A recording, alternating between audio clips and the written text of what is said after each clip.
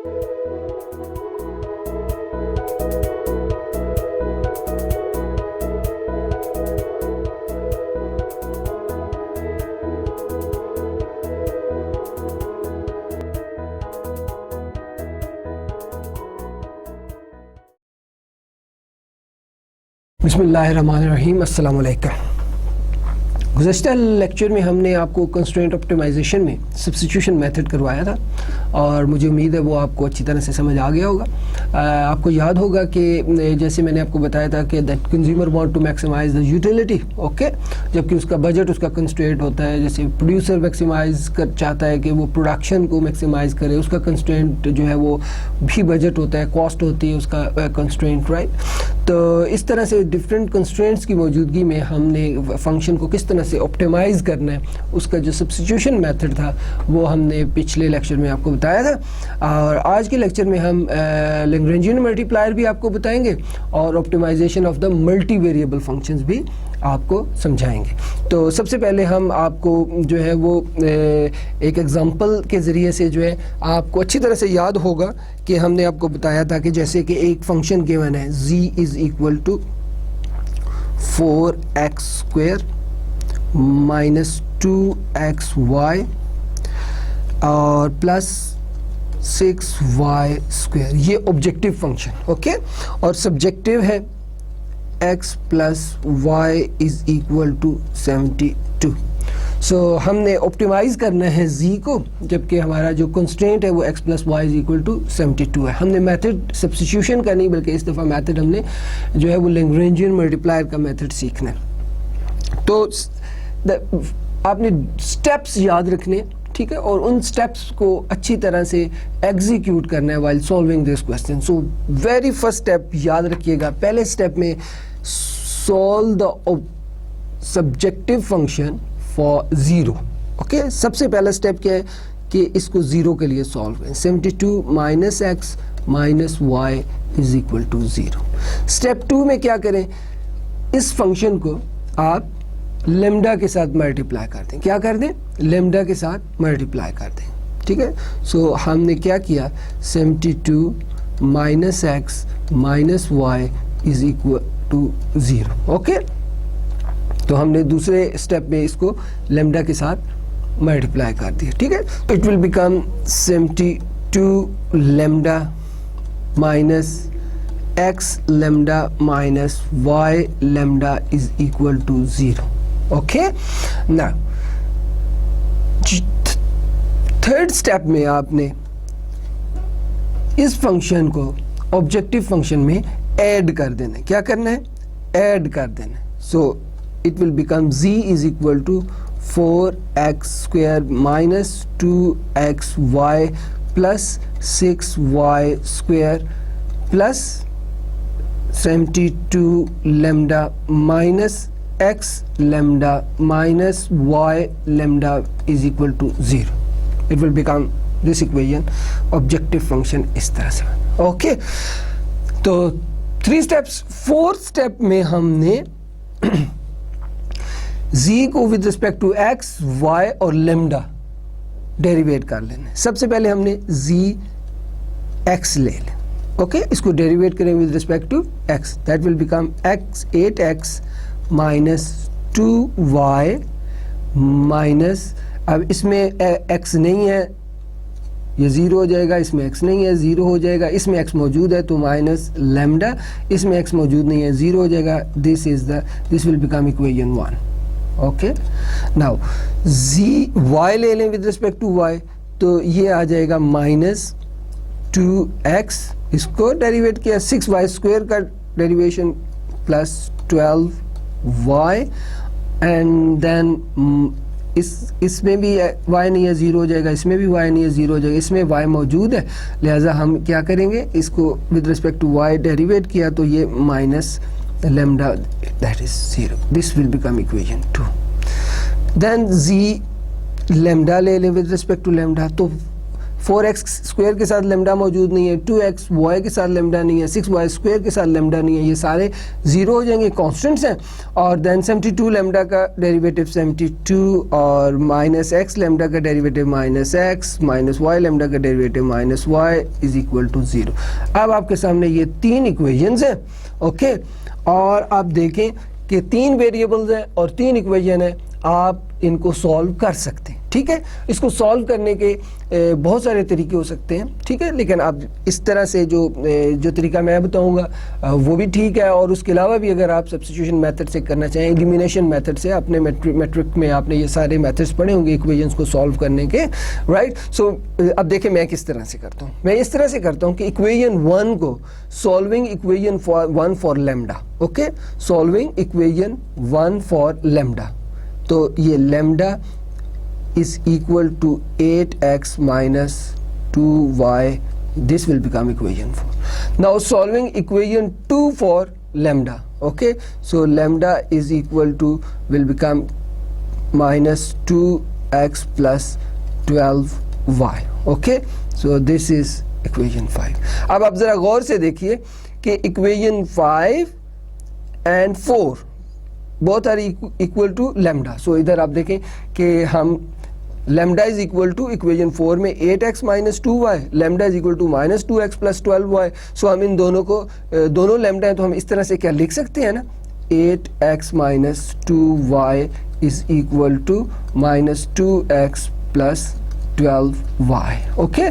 सो देखें इसमें अगर इस इक्वेशन को हम x के लिए सॉल्व करें तो 8x plus 2x is equal to 12y plus 2y, okay, so 10x is equal to 14y, so x is equal to 14 over 10y, so x is equal to 7 by 5y, okay। so ये हमारे पास x की value आ गई। अगर हम इस x की value को इक्वेशन 3 में रख दें, ओके, इसको हम कहाँ पे रख दें, इक्वेशन 3 में रख दें, तो क्या होगा, ठीक है। 72 minus x minus 3y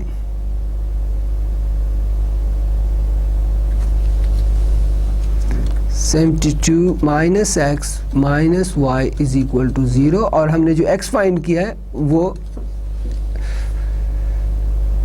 that is 7 by 5y, okay, 7 by 5y। So इसको हम ये जो इक्वेशन है 3 इसमें सब्स्टिट्यूट करें तो 72 minus 7 by 5y minus y is equal to 0. Alright, so it will become 72 minus 7 by 5y minus y is equal to 0. So it will become 72 is equal to 7 by 5y plus y. So it will become, अब इसका LCM लें 5, this will become 7y plus 5y 72, okay, so 7y plus 5y 12y divided by 5 is equal to 72. So 12y is equal to 72 multiplied by 5. So 12y is equal to 360 and then y is equal to 360 divided by 12. Okay, so y is equal to 30। आपके पास y 30 आ गया, okay. सो अब x निकाल लें, x is equal to 7 by 5y, x is equal to 7 by 5y की जगह पे 30, तो x is equal to 42। So x और y की वैल्यूज हमारे पास आ गई। अब तीसरी वैल्यू हमारी इसमें हम लेमडा की, ठीक है। आपको याद होगा पिछली स्लाइड में आपने देखा है कि लेमडा के लिए हमने that is equation 4 and 5 lambda के लिए थे। तो equation 4 lambda is equal to 8x minus 2y, lambda is equal to 8x minus 2y. Okay, so lambda is equal to 8 into x 42 minus 2y that is 30. So इसे solve करेंगे तो आपके पास lambda की value आ जाएगी जो कि 276. Okay, so lambda is equal to 276. सो आपने देखा एक्स वाई और लैम्डा की वैल्यूज़ हमने जो है वो निकाल ली हैं. ठीक है, तो अब हमने देखना है कि एक्स वाई और लैम्डा की वैल्यूज़ ऑब्जेक्टिव फंक्शन में आपने रख देनी है. ठीक है, आपने इस फंक्शन के अंदर एक्स वाई और लैम्डा की वैल्यू रख दें. ठीक है, सो जब आप ये सब्स्टिट्यूट करेंगे तो आपके पास z आ जाएगा. तो z इज, अगर आप ये सारी वैल्यूज सब्स्टिट्यूट करेंगे तो आपके पास z की वैल्यू आ जाएगी और वो आएगी 9936.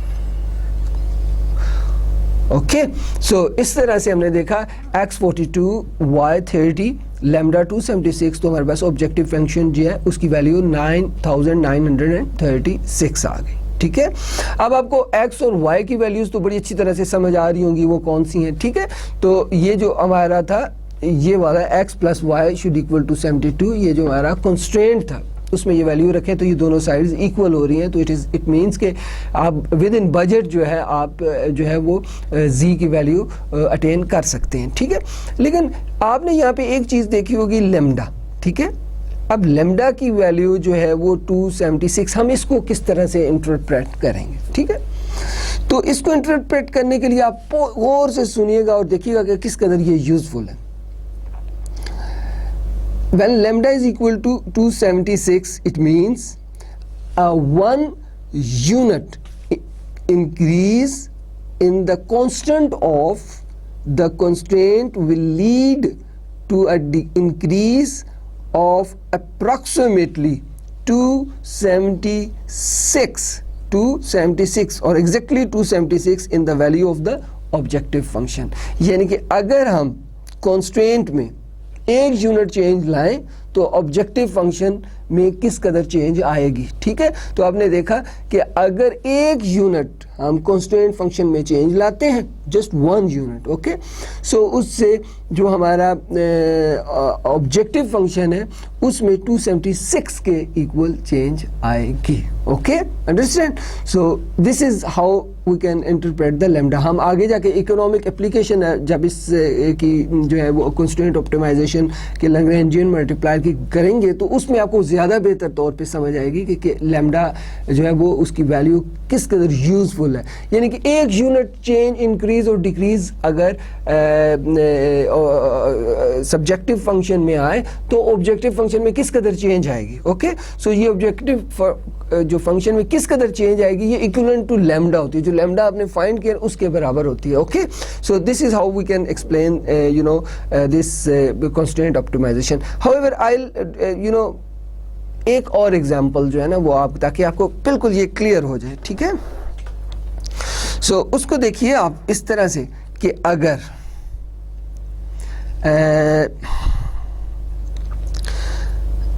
आपका क्वेश्चन ये है. ओके, नाउ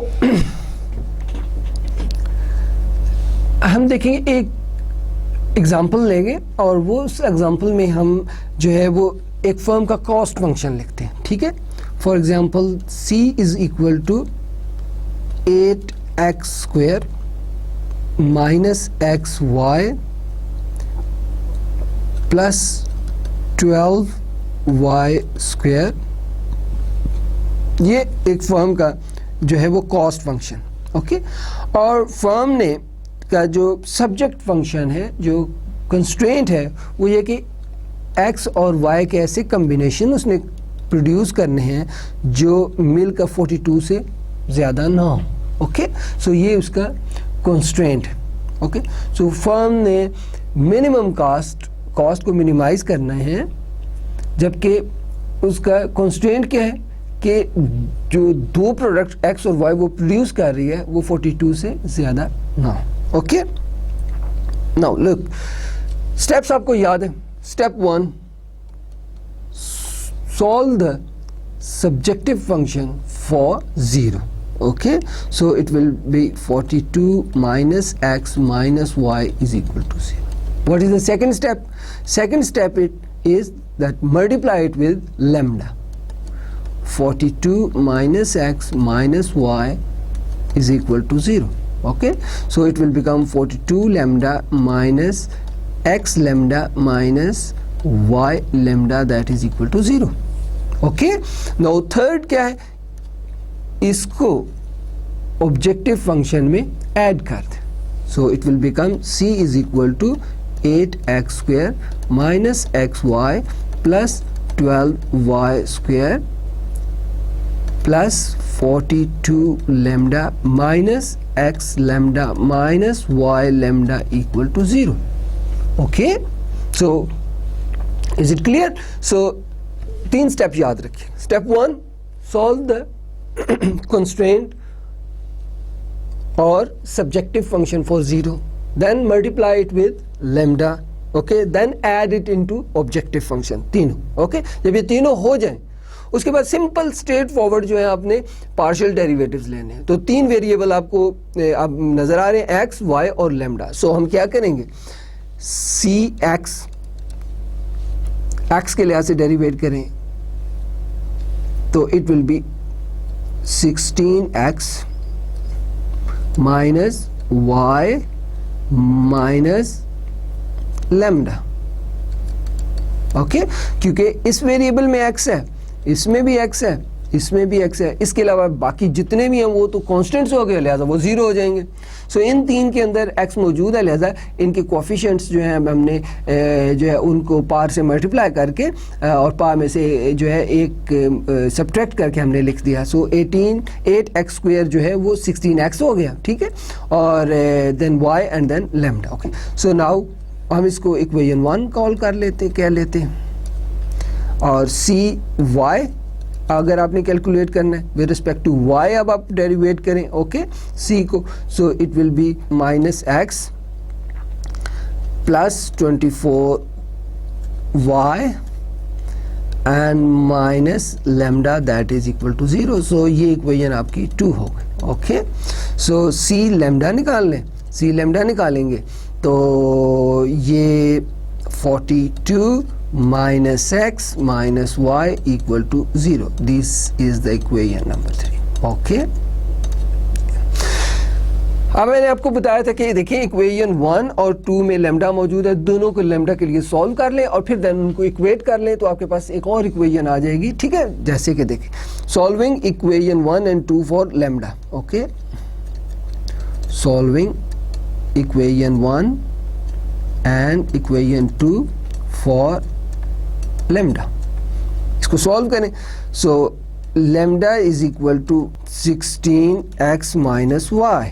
ओके, और इसका आप जो है इक्वेशन 4 हो गई, और equation 5 solving equation 2 for lambda, वो क्या हो जाएगा, lambda is equal to 24y minus x.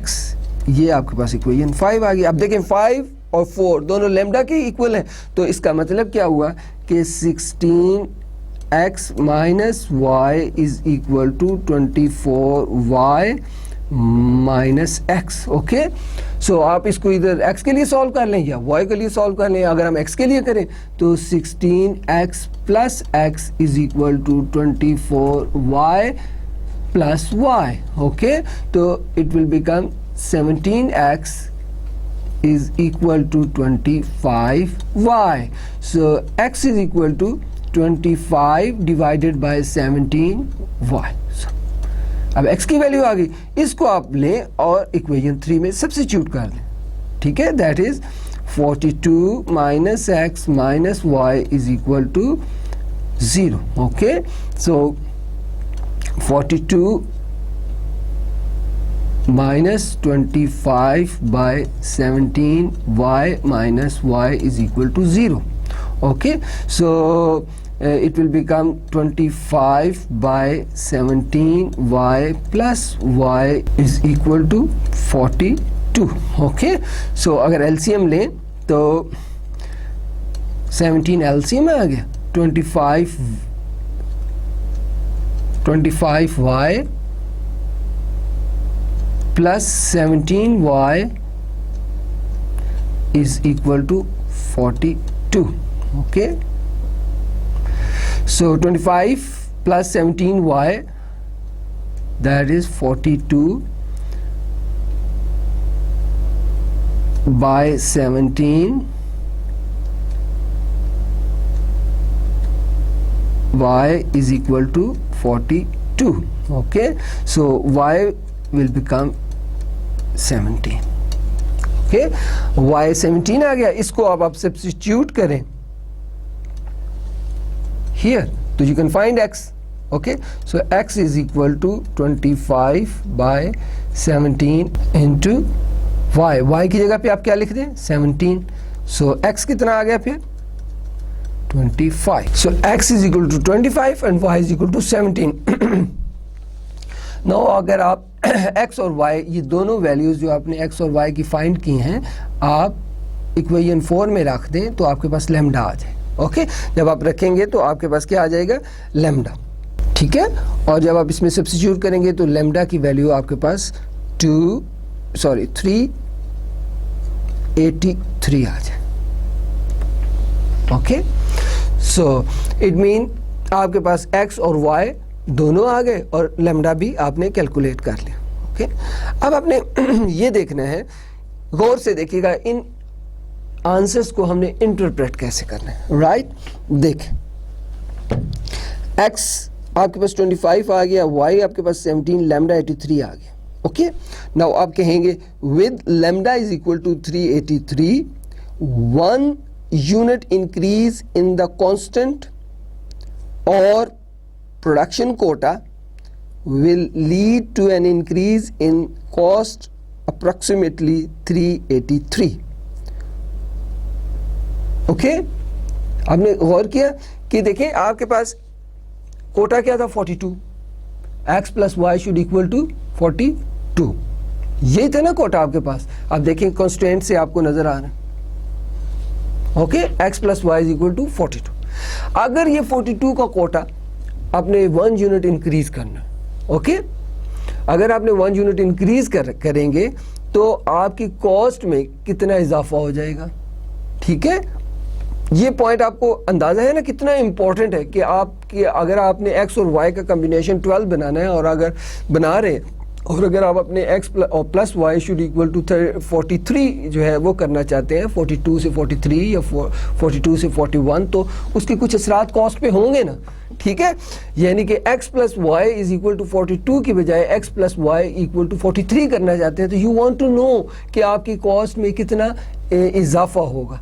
Understand. सो हम कहेंगे कि 1 यूनिट जो है वो कोटा बढ़ाने से, ठीक है, हमारी कॉस्ट में जो इजाफा हो रहा है वो 383 के बराबर हो रहा है. Okay, understand. सो बहुत सिंपल, बहुत स्ट्रेट फॉरवर्ड चीज है. 1 यूनिट इंक्रीज करने से, देखिए फर्म को प्रोड्यूस करने की जो कंस्ट्रेंट थी वो कितनी थी कि x और y को जमा करें, दो कमोडिटीज प्रोड्यूस कर रहे हैं, उनका सम निकालें तो वो 42 से ज़्यादा नहीं होना चाहिए, 42 होना चाहिए. ठीक है, तो हमें कॉस्ट फंक्शन दिया हुआ है कि आप मिनिमम कॉस्ट करें, जबकि आप जो x plus y is equal to 42. Right, ये 42 उसकी कंस्ट्रेंट था. ओके, नाउ क्वेश्चन ये देखें ना, आपने इसमें लैम्डा जो है सब्स्टिट्यूशन मेथड आपको बहुत आसान लगा होगा, लेकिन उसमें लैम्डा मौजूद नहीं था ना, लेकिन इसमें लैम्डा मौजूद है ना. अब इसके लैम्डे की मौजूदगी आप सोचते होंगे ये क्यों, इसका क्या फ़ायदा? तो इसका बड़ा सिंपल, स्ट्रेट फॉरवर्ड, बहुत इंपॉर्टेंट फ़ायदा है. क्या कि यू वांट टू नो कि x plus y is equal to 42. If x plus y is equal to 43, यानी कि जो कोटा था 42 का वो इंक्रीज होकर 43 हो गया, तो कॉस्ट के ऊपर क्या फ़र्क पड़ेगा. ठीक है, तो आप कहेंगे, किस तरह से कहेंगे, इसको इंटरप्रेट करेंगे कि अगर 1 यूनिट इंक्रीज करते हैं, आप 42 से 43 कर लेते हैं, तो आपकी कॉस्ट में कितना फर्क आएगा, कितनी इंक्रीज होगा? 383 के बराबर. Okay, so this is how you can calculate x and y as well as the lambda, and this is the use of lambda, this is the importance of lambda, calculating lambda. okay, अब हम इसकी जो है वो एक और example और देखते हैं और फिर आपको देखते हैं कि क्या आपको अच्छी तरह से समझ आ गया है कि नहीं आ गया. ओके, अब हम देखेंगे फर्म का प्रॉफिट का फंक्शन आपको बताते हैं. ठीक है, फर्म का प्रॉफिट फंक्शन गिवन है, that is profit is equal to 80x minus 2x square minus xy minus 3y square plus 100y। Okay, ये प्रॉफिट का फंक्शन आपको गिवन है, ठीक है। और इसका कंस्ट्रेंट गिवन क्या है, x plus y is equal to 12। Okay, देखिए क्वेश्चन क्या है, क्वेश्चन ये है कि फर्म की कैपेसिटी है x plus y is equal to 12। Okay, x और y जो है वो 12 के इक्वल जो है वो प्रोड्यूस कर सकते हैं। अब आपने ऐसे कॉम्बिनेशन बताना है x और y का जिस पे फर्म का प्रॉफिट मैक्सिमम हो, फर्म का profit maximum, firm wanna maximise their profit. Okay, constraint क्या है कि x और y का जो कॉम्बिनेशन है वो 12 से ज्यादा नहीं हो सकता, उसकी फर्म की कैपेसिटी नहीं।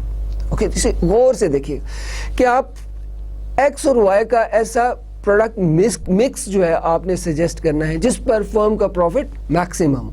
फर्म ऐसा प्रोडक्ट मिक्स बनाना चाहती है जिस पर फर्म का प्रॉफिट मैक्सिमम हो, और वो जो कंस्ट्रेंट है वो ये कि वो मिक्स जो है x प्लस वाई जो है वो 12 से ज़्यादा नहीं होना चाहिए। देखिए बहुत सारे मिक्स हो सकते हैं कि 1 एंड 11, x का 1 यूनिट बनाए और y का 11 बनाए तब भी 12 हो सकता है, x के 2 और y के 10 बनाए तब भी 12 हो सकता है। इस तरह से और बहुत सारे हो सकते हैं कि 6 एंड 6 तब भी 12 हो सकता है। और then think about that, x के 11 और y का 1 प्रोड्यूस करे तब भी 12। So there are different product mix, right, firm can opt. So इन बहुत सारे प्रोडक्ट मिक्स के अंदर वो कौन सा प्रोडक्ट मिक्स है जिस पर फर्म का प्रॉफिट ऑप्टिमम होता है, मैक्सिमम होता है। अंडरस्टैंड? तो अब आपको क्वेश्चन समझ आया, प्रॉफिट फंक्शन आपको गिवन है और जो फर्म की कैपेसिटी है वो भी गिवन है, x plus y is equal to 12। Okay, now आपको x plus y is equal to 12, so x और y की वो वैल्यूज फाइंड करनी है। ओके, ऐसा प्रोडक्ट मिक्स फाइंड करना है जिस पर फर्म का प्रॉफिट मैक्सिमम। जैसे मैंने आपको बताया there is lot and lots of options, right. If you start with this x 0 y 12, 0 plus 12 is equal to 12, x को फिर इंक्रीज करें 1 प्लस 11, 2 प्लस 10, 3 प्लस 9, 4 प्लस, तो ये डिफरेंट ऑप्शंस बन रहे हैं x और y के, राइट। हमने वो फाइंड आउट करना है जिस पर फर्म का प्रॉफिट जो है वो मैक्सिमम, राइट। ओके, क्वेश्चन अच्छी तरह से समझ लिया। अब जरा देखिएगा, अब अगर आपको स्टेप्स अच्छी तरह से याद है तो पहले स्टेप पे क्या करते हैं, just I want to revise it for you. First step, solve the constraint function for 0। Step 2, multiply it with lambda. Step 3, add it into the objective और profit function। अंडरस्टैंड? तो ये 3 स्टेप्स आपने करने, जब ये कर लेंगे तो आपके पास जो है वो फिर आपने उसके पार्शियल डेरिवेटिव्स लेने हैं, तो आपके पास डिफरेंट इक्वेशंस आएंगी, set them equal to 0। Okay, फिर x और y को और लैम्डा को सॉल्व करके आपने कैलकुलेट करना है। Let's do it. ओके, तो step 1 that is solve the subjective or constraint function for 0. So 12 minus x minus y is equal to, okay. So second, multiply it with lambda. So lambda is into 12 minus x minus y is equal to 0. Okay. So 12 lambda minus x lambda minus y lambda is equal to 0.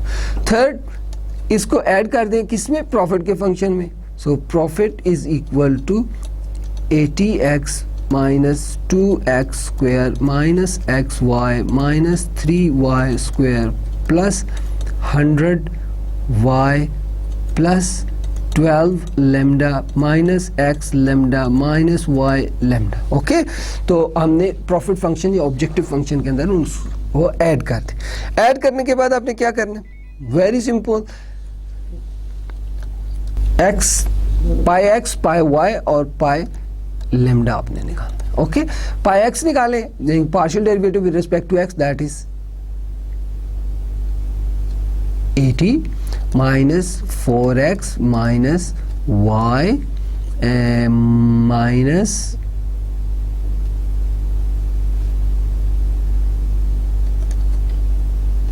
Lambda equal to 0। With respect to y निकालें, minus x -6y plus 100 minus lambda equal to 0। With respect to lambda निकालें। 12 minus x minus y equal to, आप देखें 1 2 और 3, 1 2 and 3 equations आपके पास आ गई। आपने क्या करना होता है, इक्वेशन 1 और 2 को लैम्डा के लिए सॉल्व करें, फिर उनको इक्वेट करें, फिर एक नई इक्वेशन बनेगी उसको एक्स या वाई के लिए सॉल्व करें और इक्वेशन 3 के अंदर उसे सब्स्टिट्यूट कर दें। You can find out the value of x then substitute in y, तो आपको वाई की वैल्यू आ जाएगी और फिर ये लैम्डा की वैल्यूज आप, ये सारा प्रोसेस आपको अच्छी तरह से समझ भी आ गया और उनकी वैल्यू कैलकुलेट करना भी आ गई। ओके, नाउ अगर आप इस तरह से ये प्रोसीजर करेंगे तो आपके पास x की वैल्यू आ जाएगी 5, y की वैल्यू 7, लैम्डा की 53 आ जाएगी। सो इट मींस कि x अगर 5 और y अगर 7 हो, प्रोडक्ट मिक्स कौन सा हो गया, 5 and 7। Okay, 5 plus 7 is equal to 12। आप देखें आपका ऑब्जेक्टिव फंक्शन आपके सामने लिखा हुआ, ठीक है, सब्जेक्टिव फंक्शन सॉरी आपके सामने लिखा हुआ है, x plus y is equal to 12। Okay, so product mix कौन सा हुआ है जिस पर प्रॉफिट मैक्सिमम होगा, that is x is equal to 5 and y is equal to 7। Okay, I hope you understand. ठीक है, अभी आप देखें कि अगर x 5 और y 7 एक फॉर्म प्रोड्यूस करे जिसका ये प्रॉफिट फंक्शन दिया हुआ है, तो उसका प्रॉफिट मैक्सिमम होगा, ऑप्टिमम होगा। ओके, नो एक पॉइंट ये कि लैम्डा इज इक्वल टू 53। अब देखें कि x plus y is equal to 12, अगर एक unit x plus y is equal to 12 की जगह पे आप 13 कर लें। ओके, सो अब आप देखना ये चाह रहे हैं कि x plus y is equal to अगर 13 1 यूनिट इंक्रीज अगर कैपेसिटी में करें तो प्रॉफिट में कितना फर्क पड़ेगा, तो प्रॉफिट में फर्क पड़ेगा लैम्डा के बराबर। लैम्डा कितना था, 53। Okay, I hope you understand. और अगर आप प्रॉफिट वो निकालना भी, if you want to calculate it right, so ये तीनों वैल्यूज जो है x y एंड लैम्डा, ये तीनों जो है आप इस इक्वेशन में रख दें तो आपके पास प्रॉफिट का वो एग्जैक्ट जो है वैल्यू भी आपके पास आ जाएगी। ओके, सो अगर आप ये कैलकुलेट करेंगे तो ये आपकी 868 प्रॉफिट की वैल्यू निकले। ओके, सो आई होप कि आपको ये क्वेश्चन अच्छी तरह से समझ आ गए होंगे और अब आप जो है इसको अच्छी तरह से सॉल्व भी कर सकते हैं। और आपने देखा कि किस कदर यूज़फुल है कंस्ट्रेंट ऑप्टिमाइजेशन, राइट। इसकी यूज़फुलनेस आपको का अंदाज़ा इससे भी होगा, एक तो आप जो है वो ऑप्टिमाइज कर सकते हैं कंस्ट्रेंट की मौजूदगी में। सेकेंडली सबसे इंपॉर्टेंट ये है कि आप अगर कंस्ट्रेंट को में जो है एक यूनिट इंक्रीज या डिक्रीज करना चाहें, ठीक है, कांस्टेंट में, ठीक है, कांस्टेंट एक यूनिट इंक्रीज या डिक्रीज, उसके इम्प्लीकेशन ऑब्जेक्टिव फंक्शन पर क्या हो सकते हैं आपको वो भी मालूम हो सकते हैं, ठीक है, और वो लैम्डा की वैल्यू हमें बताती है। ओके, सो बेसिकली जो है वो हमने आपको कंस्ट्रेंट ऑप्टिमाइजेशन बताई आज के लेक्चर में भी कुछ, और पिछले लेक्चर में हमने आपको सब्स्टिट्यूशन मेथड बताया था, और आज के लेक्चर में हमने आपको लैग्रेंजियन मल्टीप्लायर का मेथड बताया और उसके इकोनॉमिक्स में यूजेस भी बताए। अब हमारा नेक्स्ट टॉपिक जो है वो optimisation of multi variable function है, optimisation of multi variable function, ठीक है, जैसे कि कॉस्ट है या यूटिलिटी है या रेवेन्यू है या प्रॉफिट्स हैं, अगर वो मल्टी वेरिएबल्स हों, ठीक है, यानी कि उनके इंडिपेंडेंट वेरिएबल 2 3 4 हों, तो फिर हम उसको किस तरह से ऑप्टिमाइज करेंगे। आपको याद है ना कि अगर वो सिर्फ एक वेरिएबल हो, ठीक है जी, तो उसको ऑप्टिमाइज करना तो आपको अच्छी तरह से याद है, वो मैंने आपको बताया था कि first derivative set it equal to 0, okay, और सेकंड डेरिवेटिव अगर ग्रेटर देन 0 आ गया तो फंक्शन मिनिमम होगा, मिनिमम पॉइंट पे होगा, और अगर लेस देन 0 हो गया तो इसका मतलब ये फंक्शन जो है वो मैक्सिमम है। ओके, ये मैंने आपको बताया था, लेकिन उसमें एक वेरिएबल होता था इंडिपेंडेंट। आज हम देखेंगे कि मल्टी वेरिएबल हो तो फिर किस तरह से उसको सॉल्व किया जा सकता है। Okay, now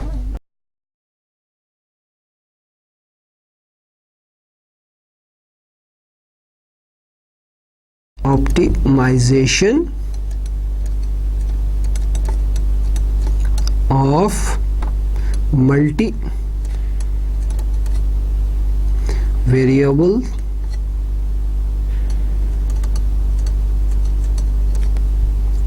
functions.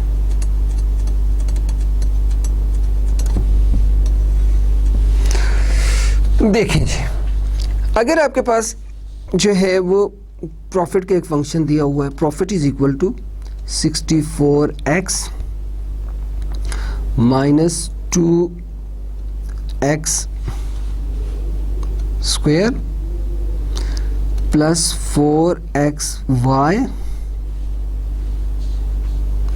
Minus 4y square plus 32y minus 14. Okay, x is equal to 64x minus 2x square plus 4xy minus 4y square plus 32y minus 14. आपके पास प्रॉफिट का फंक्शन गिवन है और आपसे कहा क्या जाए कि आप x और y की वो वैल्यूज फाइंड करें, राइट, जहां पर प्रॉफिट मैक्सिमम. प्रॉफिट क्या है? Maximum. Okay, so let's start with that. So first of all what we have to do is that हमने डेरिवेटिव, फर्स्ट ऑर्डर डेरिवेटिव निकालना है, यानी कि पाई x हमने निकालना. ओके, वेल, इससे पहले कि हम ये कैलकुलेट करना शुरू करें, हम आपको कुछ चीज़ें याद दिलाते हैं. आपको याद है ना कि मैक्सिमम करने के लिए फर्स्ट ऑर्डर डेरिवेटिव क्या होना चाहिए था? Equal to 0. Okay, so first order derivative pi x और पाई y, ओके, इनको 0 के बराबर आपने फर्स्ट कंडीशन.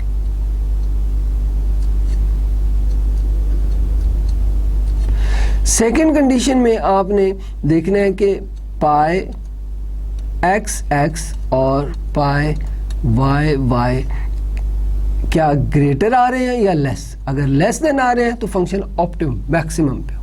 लेकिन इसमें एक तीसरी कंडीशन भी है, वो भी हमने अप्लाई करनी होती है. That is pi x multiply by pi y should greater than pi xy whole square. ये कंडीशन किसके लिए है? मैक्सिमम के लिए. ओके, और मिनिमम के लिए याद रखिएगा, मिनिमम के लिए भी पहली कंडीशन यही है कि first order derivative set it equal to 0. Second derivative आप यहाँ पर लेंगे, देखना है लेस देन आ रहा है या ग्रेटर. अगर ग्रेटर देन आ रहा है तो मिनिमम और लेस देन आ रहा है तो मैक्सिमम. और जो थर्ड कंडीशन है, राइट, जो क्रॉस पार्शियल के स्क्वायर वाली कंडीशन आपके सामने मैंने लिखी है, थर्ड, राइट, ये इक्वेशन मिनिमम में भी और मैक्सिमम में भी यही होती है. ठीक है, सो आप देखिएगा कि मिनिमम में second order derivative greater than 0 होना चाहिए और मैक्सिमम में लेस देन 0 होना चाहिए. और पहली और तीसरी कंडीशन मिनिमम और मैक्सिमम दोनों की एक जैसी होती है. देखिए जी, फर्स्ट ऑर्डर डेरिवेटिव हम पाई x निकाला, that is 64 minus 4x plus 4y, इसको किसके बराबर रखते? 0 के बराबर. Pi y with respect to y इसको डेरिवेट करें. Okay, that is 4x minus 8y plus 32 is equal to 0. Okay, so इन दोनों को आपने फर्स्ट ऑर्डर डेरिवेटिव को 0 के इक्विवेलेंट रख दिया. अब ये दो इक्वेशंस हैं और इसमें जो है वो दो आपके पास वेरिएबल है, तो ये सॉल्वेबल है, right. So what will do is that solving equation 1 for x and substituting the value of x into equation 2. Okay, so हम कर क्या रहे हैं? Solving equation 1 for x and then substituting the value of x in equation 2. This is how we can find the value of x and y. Okay, look at this. Solving equation 1 for x, so 4x is equal to 64 plus 4y. So x is equal to 16 plus y. x की value आ गई, इसको substitute कर दें कहाँ पर? Equation 2 में, दूसरी equation में, इसमें सेकंड इक्वेशन. ओके, अगर हमने इसको फर्स्ट इक्वेशन का, ओके, सो सब्स्टिट्यूट कर दें. अब देखिए 4x की जगह पे 16 plus y minus 8y plus 32 is equal to 0. Okay, so 64 plus 4y minus 8y plus 32 is equal to 0. Okay, so -4y plus 96 equal to 0. So y is equal to 96 divided by 4. तो क्या आ जाएगा? y is equal to 24. y 24 आया. अब इस y की value को आप इधर सब्स्टिट्यूट कर दें. So x is equal to 16 plus 24. So x is equal to 40. So आपके पास x और y की वैल्यूज आ गई 24 एंड 40. ये तो था आपकी फर्स्ट ऑर्डर कंडीशन आपने पूरी की थी. आपने क्या किया? पहली कंडीशन आपने पूरी की, दिस वन. अब हमने दूसरी कंडीशन देखनी कि whether it is less than 0 or not. Okay, so what we need to do is that we have to partially derivate it again. zx mean इसको हमने इस इक्वेशन को हम दोबारा से डेरिवेट कर रहे हैं, right. So it is -4, okay, which is less than 0. Condition 2 हम देख रहे हैं. पाई y इसको with respect to y derivate करें तो आप देखें कि ये क्या आता है. That is -8. Again it is less than 0. So आपके पास जो सेकेंड कंडीशन थी वो भी फुलफिल होगी. किसकी? मैक्सिमम की. पहली कंडीशन क्या थी? Take first order derivative set it equal to 0. वो हमने किया, हमारे पास x और y की क्रिटिकल वैल्यूज आ गई. सेकंड जो कंडीशन थी वो ये take the second order derivative. हमने दूसरा डेरिवेटिव लिया और देखा कि क्या वो लेस देन 0 आ रहा है कि नहीं आ रहा. ठीक है, तो हमने देखा कि आ रहा है. ठीक है. थर्ड कंडीशन के लिए हम देखें, वो ये this is the third condition return.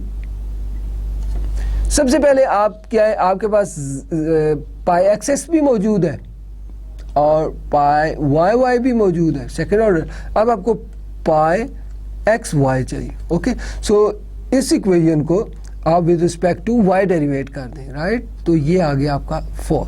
Okay, now substitute in the third condition. What was the third condition? That pi x and pi y should greater than pi x y whole square.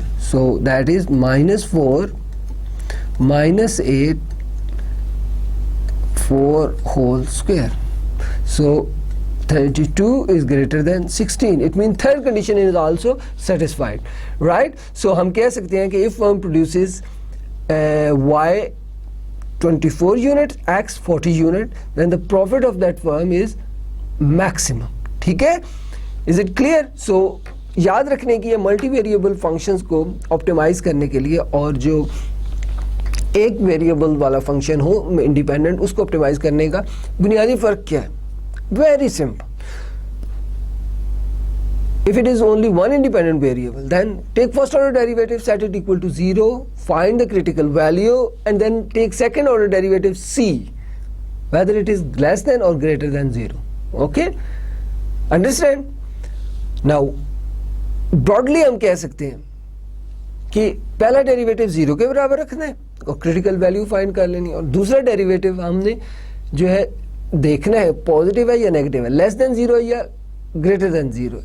Okay, अगर less than 0 हुआ तो हम कहेंगे function maximum है, और अगर greater then हुआ तो मिनिमम है, राइट. और अगर मल्टी वेरिएबल फंक्शन हो, ओके, जैसे कि आपके सामने मैंने एक सॉल्व किया क्वेश्चन जिसमें प्रॉफिट का जो फंक्शन था मल्टी वेरिएबल था, उसमें एक्स और वाई दो वेरिएबल थे, दो प्रोडक्ट्स थी. Okay, in that case what we did is take the first order derivative, right, partial derivative with respect to both or three. If there are two variable, take 2 with respect to x and y. If there are 3, take third as well, right. So अगर दो मौजूद है, ठीक है, तो first order derivative लिए partial और उनके 0 के बराबर रखा, इससे हमें क्रिटिकल वैल्यूज मिल गई. फिर हमने सेकंड ऑर्डर डेरिवेटिव लिए, ठीक है, और हमने देखा कि वो दोनों z पाई एक्स और पाई वाई दोनों जो है वो लेस देन 0 आ गया. इट मीन के कंफर्म हुआ, ठीक है, कि हमारा ये जो फंक्शन है वो क्या है, मैक्सिमम है. ठीक है. थर्ड आपने क्या देखना है, वो ये देखना है कि जो सेकंड ऑर्डर डेरिवेटिव का मल्टीपल जो है दोनों, वो जो क्रॉस पार्शियल के स्क्वायर से ज्यादा है. ठीक है जी, और वो भी हमारी कंडीशन सेटिस्फाई हो गई. Okay, so we'll do one another example. Okay, और फिर देखते हैं कि किस तरह से आपको ये बात अच्छी तरह से समझ आई है या नहीं आई. Okay, now one more example. Profit का फंक्शन अगर गिवन हो, profit is equal to 160x minus 3x square minus 2xy minus 2y square plus 120y minus 80। Okay, अब आपने क्या करना है, आपने वो x और y की वैल्यूज फाइंड करनी है जहां पर profit maximum. Okay, so well, first of all take first order derivatives and set them equal to 0 and find the critical values. This is the first step. Okay, so pi x, that is 160 minus 6x minus 2y equal to 0. Then pi y, that is minus 2x minus 4y plus 120 equal to 0. So equation 1 and this is the equation 2. Okay, I mean we'll solve the equation 1 for y, and okay, what we'll do is that solving equation 1 for y and substituting the value of y in equation 2, this is how we can find the critical values. Okay, now 2y is equal to 160 minus 6x. So y is equal to 160 minus 6x divided by 2. So y is equal to 80 minus 3x. y की value को हमने substitute किया equation number 2 में. So it is minus 2x minus 4 into 80 minus 3x plus 120 equal to 0. So it is minus 2x minus 320 plus 12x plus 120 equal 0. So it is 10x minus 200 equal 0. So x is equal to 200 divided by 10. So x is equal to 20. So substitute it here.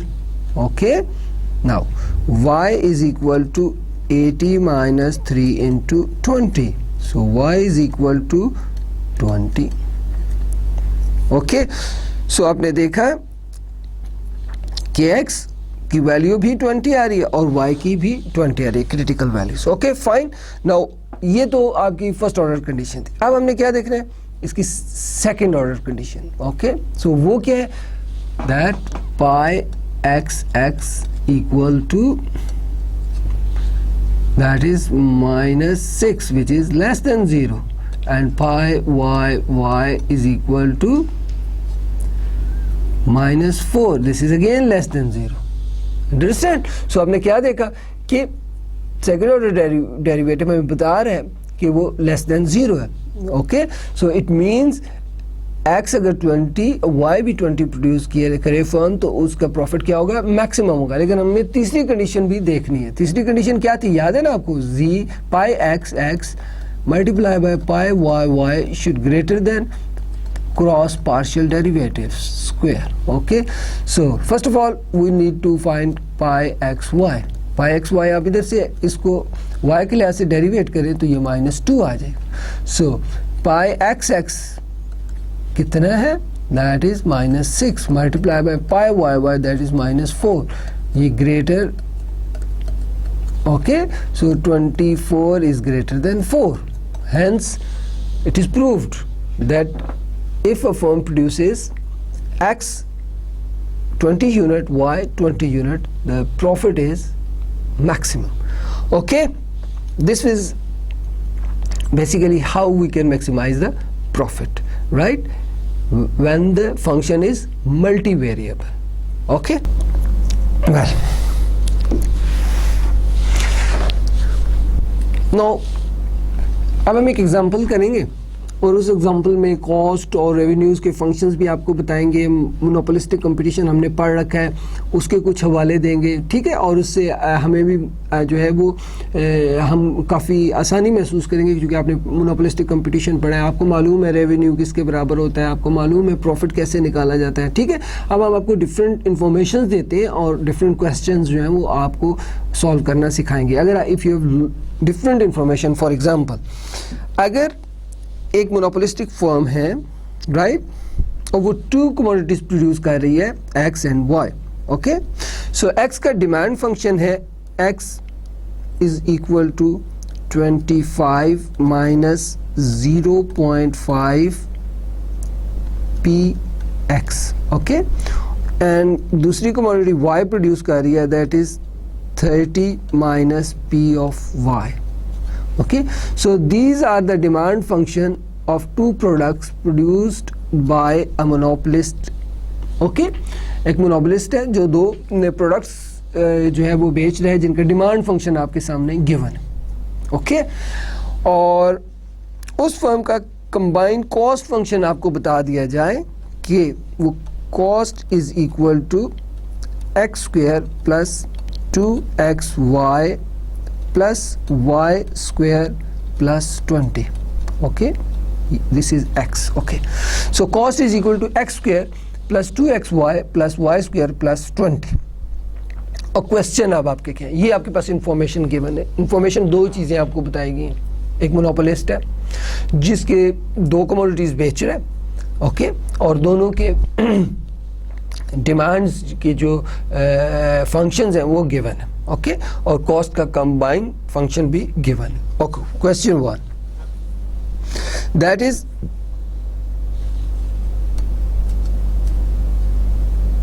Profit maximising output,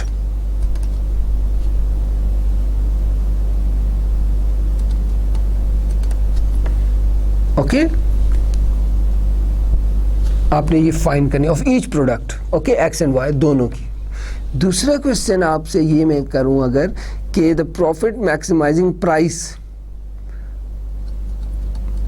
profit maximising price of both products, okay, x and y. Third question आपसे अगर मैं ये करूं the maximum profit, what will be the maximum profit. ये 3 question आपने solve करने, okay. Just आप देखिएगा सिमेट्री, मैं आपको याद दिलाता हूँ, profit is equal to revenue minus cost, is that right, और रेवेन्यू इज इक्वल टू, आपको अच्छी तरह से याद होगा, price into quantity, okay. Price को क्वांटिटी से मल्टीप्लाई कर दिया जाए तो हमारे पास क्या आ जाता है, रेवेन्यू आ जाता है, ठीक है। सो अब ये 2 मार्केट्स हैं, ओके, सो अब एक्स और वाई 2 प्रोडक्ट्स हैं, तो इनके 2 डिफरेंट रेवेन्यूज, राइट। सो अब देखिए ज़रा, हमें चाहिए क्या चीज़ चाहिए, प्राइस ऑफ एक्स और price of y, that's what. Solving these equation for price of x and price of y, first equation for price of x and second equation for price of y, okay. So अगर first equation को price of x के लिए solve करें तो आपकी जो equation आएगी वो आएगी 50 माइनस 2x, और सेकेंड इक्वेशन को अगर प्राइस ऑफ y के लिए सॉल्व करें तो वो आएगी आपकी 30 माइनस 1। Is it clear? अच्छा, अब आप मुझे बताएं कि टोटल रेवेन्यू, ओके, x का से प्रोडक्ट का क्या होगा कि x multiply by price of x और टोटल रेवेन्यू y का y multiply by price of y। Is that right और wrong? Okay, now what we will do is that कि x आपके पास गिवन है, this is x and this is y, okay. So total revenue of x and total revenue of y आप निकाल सकते हैं। जनरली आप कह सकते हैं कि profit is equal to total revenue x का टोटल रेवेन्यू y से माइनस c, ये जो कंबाइन आपका कॉस्ट गिवन है। Is it okay? Now again coming back to the our original question, right. So हमने प्रॉफिट निकालना है, ओके, और ऐसी x और y की प्रोडक्ट्स बतानी है, जहाँ पर प्रॉफिट मैक्सिमम हो। ओके, सो प्रोसीजर देखिए, आपको दोनों डिमांड फंक्शंस गिवन है। डिमांड से आप प्राइस निकाल सकते हैं। प्राइस क्यों निकाल रहे हैं? ताकि आप रेवेन्यूज निकाल सकें। रेवेन्यूज क्यों निकाल रहे हैं? क्योंकि आपको मालूम है कि profit is equal to total revenue minus total cost. Okay, so what will do is that, here look at this, price of x is 50 minus 2x into x, price of y, that is 30 minus y into y. Okay, so आप देखिए आपके पास revenues कितने आ गए। तो अब आप easily बता सकते हैं कि टोटल रेवेन्यू ऑफ x कितना आ गया। मल्टीप्लाई करें 50 into x, 50x minus 2x square, और टोटल रेवेन्यू y के हिसाब से वो देखें आपका, इस इक्वेशन को देखें, that is 30y minus y square. Okay, now ये दोनों total revenue of x, total revenue of y और c ये आपके मौजूद है। आप अगर उसको सब्स्टिट्यूट करना चाहें तो अब आपका जो प्रॉफिट है, profit is equal to total revenue x से plus total revenue y minus c। Now substitute the values. Total revenue of x हमने क्या निकालता था, that is 50x minus 2x square plus total revenue of y, that is 30y minus y square. Okay, और हमने इसमें से minus कर देना है। क्या चीज़ माइनस कर देनी है? कॉस्ट को, x square minus 2xy plus y square plus 20। Okay, so profit का फंक्शन क्या बन गया आपका, that is profit is equal to, आप इसको सॉल्व करेंगे इस पूरी इक्वेशन को, बाहर माइनस है तो अंदर की वैल्यूज चेंज हो जाएगी, तो आपके पास इन द एंड प्रॉफिट का फंक्शन आएगा 50x minus 3x square plus 30y minus 2y square minus 2xy minus 20। Okay, now what you will do, अब आपके पास प्रॉफिट का एक कंप्लीट पिक्चर आ गई। ओके, नाउ अब आप क्या करेंगे, अब आपने फर्स्ट ऑर्डर डेरिवेटिव लेना है, फिर क्या करना है, देखना है कि वो उसे set then equal and find the critical values. Okay, let's do it. Let's take this equation to the next slide. Okay, profit is equal to, that is 50x minus 3x square plus 30y minus 2y square minus 2xy minus 20। Okay, हमने ये profit का function जो है वो derive किया।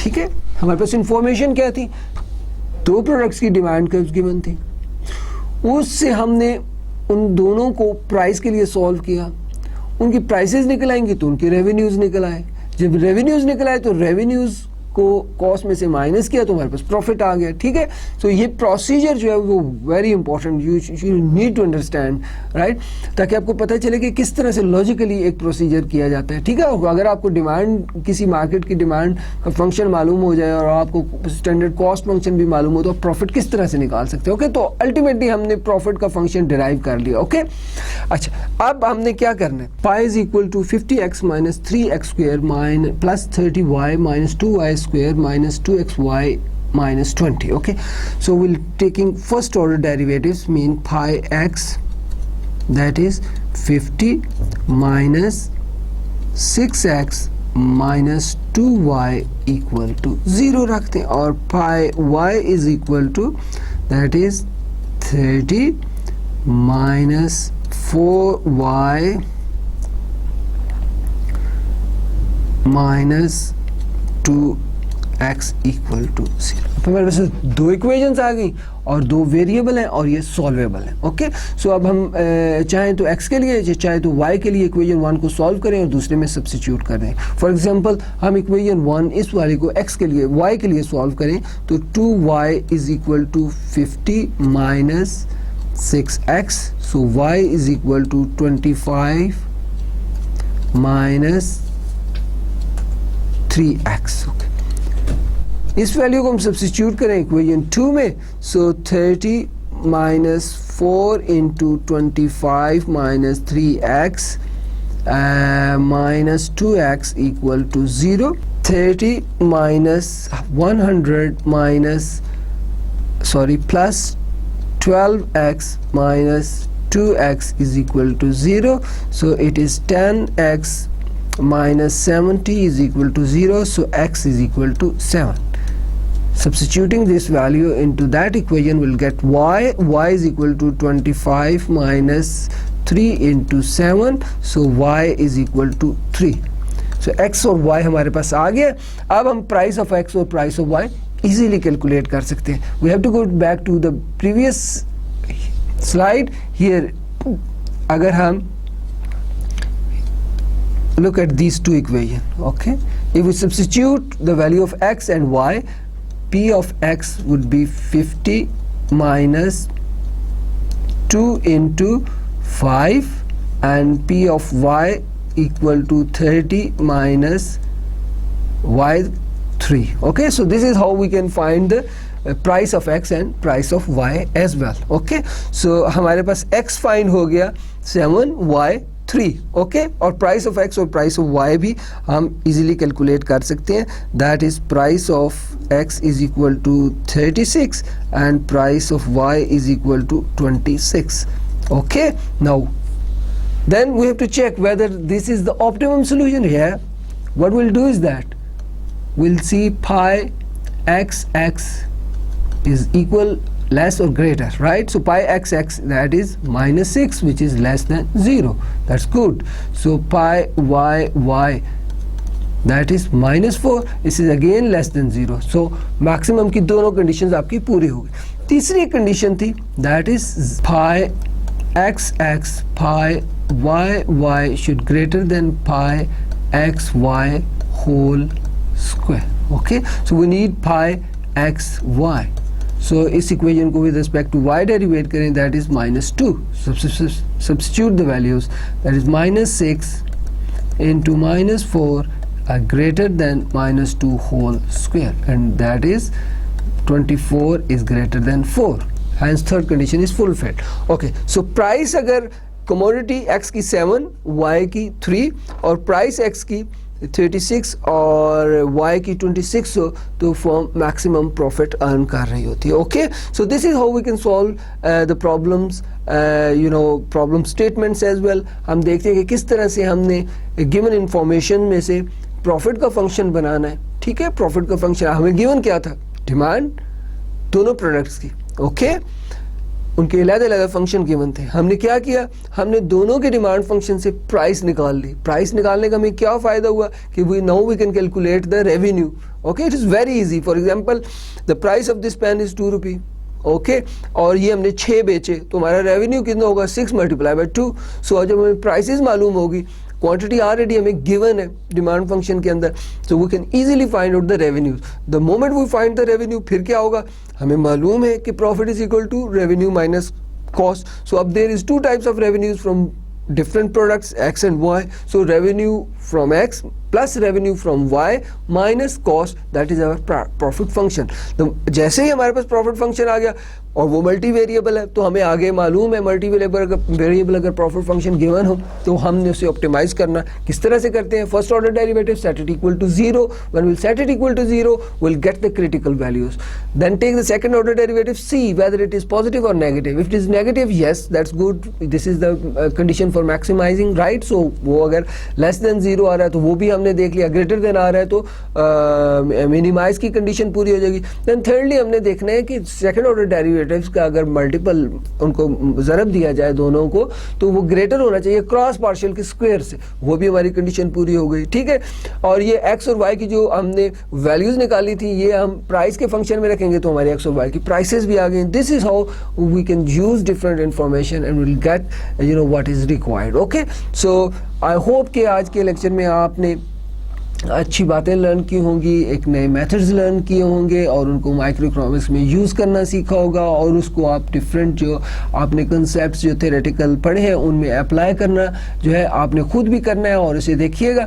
और हम इंशाल्लाह ताला ये जो मैथमेटिकल कंसेप्ट्स मैंने आपको बताया, अगर आप बहुत और न्यूमेरिकल्स करना चाहते हैं तो मार्केट में डॉलन श्याम सीरीज़ की एक बुक है डॉलिन की और मैथमेटिकल इकोनॉमिक्स की, वो ले लीजिएगा। उसमें बहुत सारी एक्सरसाइजेज हैं और आपके माइक्रो के तमाम कंसेप्ट्स जो हैं वो मैथमेटिकली एक्सप्लेन किए हुए हैं। और इंशाल्लाह अगले लेक्चर में हम आपको कुछ और मैथमेटिकल कंसेप्ट्स जो कि हमने डिफरेंट मार्केट्स की जो इक्विलिब्रियम्स हैं उनको आपके बताना, इस तरह से पार्शियल इलास्टिसिटीज निकालना आपको सिखाएंगे और कुछ ऐसे क्वेश्चन जो कि पिछले लेक्चर में हम ना कर सके वक्त की कमी की वजह से वो कुछ करेंगे। और इंशाल्लाह अगले लेक्चर तक के लिए खुदा हाफिज़।